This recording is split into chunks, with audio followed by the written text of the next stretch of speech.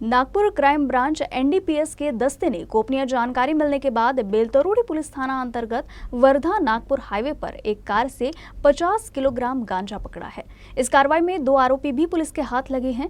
विशाखापट्टनम से इस गांजे की तस्करी उत्तर प्रदेश के लिए की जा रही थी। विशाखापट्टणम येथून एका कारमध्ये काही लोक गांजाची खेप उत्तर प्रदेशात घेऊन जात असल्याची माहिती गुन्हे शाखेच्या एनडीपीएस पथकाला मिळाली होती। या माहितीच्या आधारे पोलिसांनी बुटीपोरी ते विमानतळादरम्यान नारायण विद्यालयासमोर संशयास्पद कारचा शोध घेतला। पोलीस तिथे पोहोचताच त्यांनी हरियाणा क्रमांक असलेली कार थांबवून तिची तपासणी केली। त्यात सुमारे 50 किलो गांजा आढळून आला।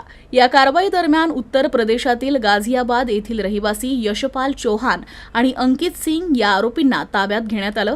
कारसह एकूण जप्त केलेल्या मालाची किंमत 17,71,500 रुपये आहे। तर दक्षिणेकडील राज्यातून उत्तर भारतात गांजाची तस्करी होण्याची ही पहिलीच वेळ नाही।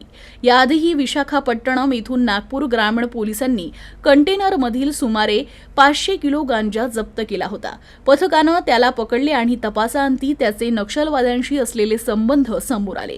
वास्तविक दक्षिणेकडील राज्यातून गांजाची उत्तर भारतात तस्करी केली जाते आणि त्यातून मिळणाऱ्या पैशातून नक्षलवाद्यांना आर्थिक मदत केली जाते। आता नागपूर पोलीस या दोन्ही अटकेतील आरोपींची अधिक चौकशी करत आहे।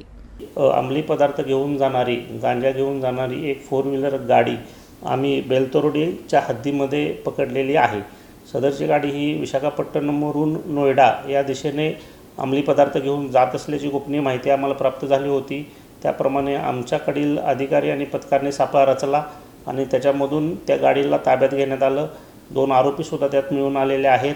साधारण 50 किलोपेक्षा जास्त गांजा त्यामध्ये मिळून आलेला आहे। संपूर्ण मुद्देमाल जवळजवळ 17,71,000चा मुद्देमाल आम्ही जप्त केलेला आहे आणि त्या गुन्ह्यामधून पुढील तपास सध्या सुरू आहे।